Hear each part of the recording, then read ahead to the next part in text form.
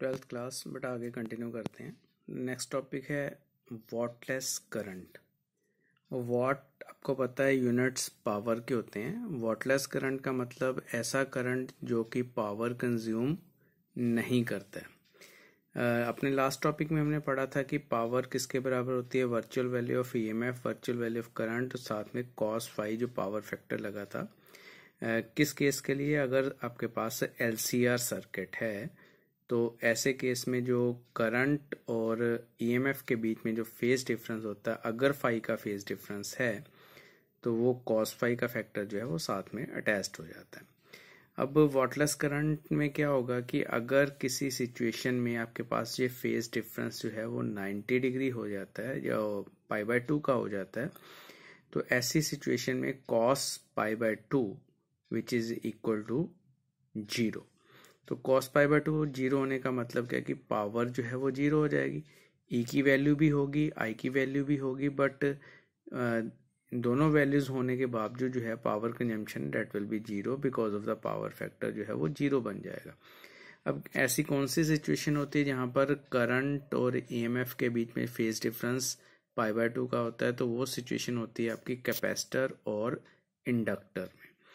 तो करंट अगर किसी इंडक्टर में से पास कर रहा है या करंट किसी कैपेसिटर में से पास कर रहा है, तो ऐसी सिचुएशन में वहां पर जो पावर लॉस होगा वो जीरो हो जाएगा, बट वो करंट को कंट्रोल करेगी। जैसे आप कहते हो ना, नॉर्मली रास्ते में कोई रेजिस्टेंस लगी होती है तो उसकी वजह से करंट की वैल्यू कम हो जाती है।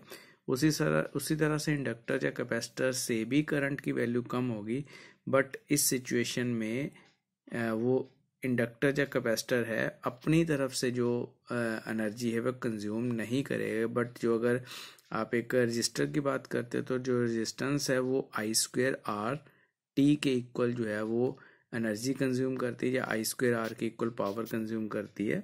But in case of capacitor और इंडक्टर पावर कंज्यूम नहीं होगी। इस तरह से अगर उसमें से करंट फ्लो करता है, एसी करंट फ्लो करता है। नेक्स्ट बेटा हमारा टॉपिक बहुत बहुत इम्पोर्टेंट है, विच इज ट्रांसफार्मर। अक्सर आपने घरों में इसके बारे में सुना होगा कि ट्रांसफार्मर जो है लगे होते हैं चीज़ों के बीच में। कई बार कहते हैं कि बिजली का ट्रांसफार्मर ख़राब हो गया। गली में भी आपने जो बिजली डिपार्टमेंट, जो इलेक्ट्रिसिटी डिपार्टमेंट के, उनके ट्रांसफार्मर बड़े बड़े लगे हुए देखे होंगे पोल्स पे।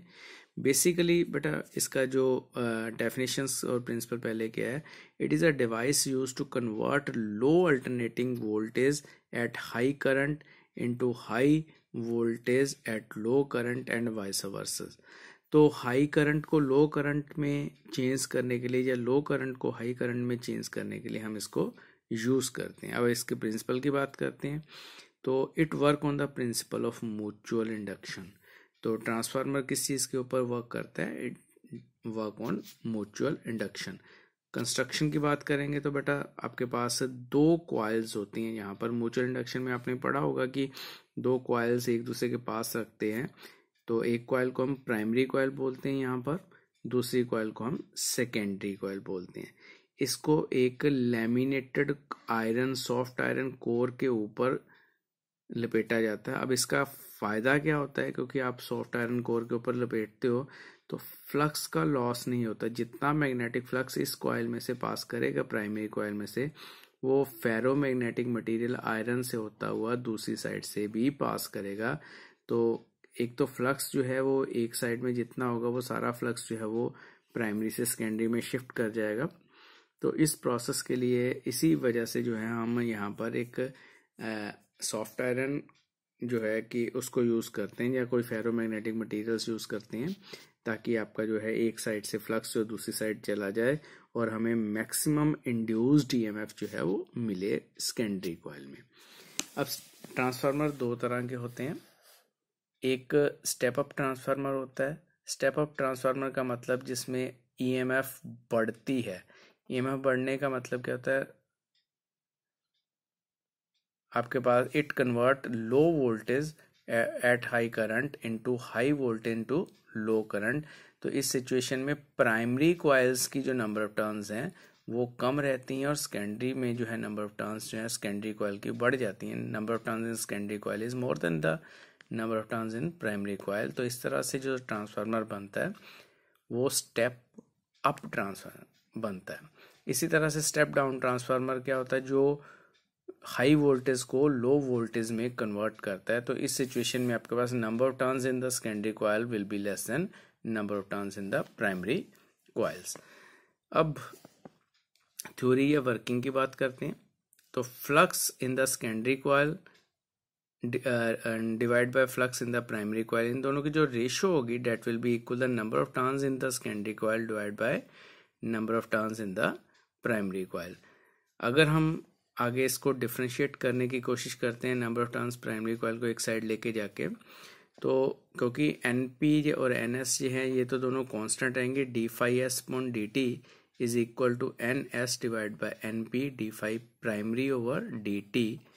आपने पढ़ा हुआ है पहले d∅/dt जो है इंड्यूस्ड EMF के इक्वल होती है, तो इसको हम इंड्यूस्ड EMF लिख रहे हैं। सेकेंडरी के लिए इंड्यूस्ड EMF सेकेंडरी रहेगा, प्राइमरी के लिए इंड्यूस्ड EMF प्राइमरी आ जाएगा। तो ये वैल्यू पुट करने के बाद आपके पास EMF in the secondary coil will be equal to NS secondary divide by NP for primary into EP। तो ये is ratio number of turns in the secondary coil over number of turns in the primary coil, इस चीज के ऊपर depend करती है कि secondary coil में EMF कितनी आएगी। डेट्स वाई कि NS ओवर NP की जो एक इम्पोर्टेंस है यहाँ पर, और इसको एक नाम दिया हुआ है and this is called transformation ratio. तो ट्रांसफॉर्मेशन रेशियो जो है which is equal to NS divide by NP।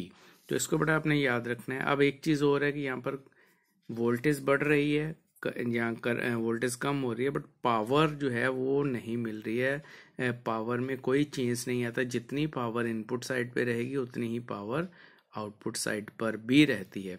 तो power in the secondary coil किसके बराबर होगा, E secondary I secondary is equal to power in the primary coil E primary I primary.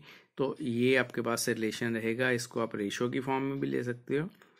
E secondary over E primary is equal to I primary over I secondary. So इस relation को भी बेटा आपने याद रखना है। तो ये आपका जो इतना काम था वो ट्रांसफार्मर के साथ रिलेटेड था। तो इस चीज़ को बेटा आपने पढ़ लेना, अच्छी तरह से लर्न करना है। तो आगे जो ट्रांसफार्मर के कुछ लॉसेस कौन कौन से होते हैं या इसके यूजेस कौन कौन से होते हैं, ये अपनी नेक्स्ट क्लास में हम करेंगे।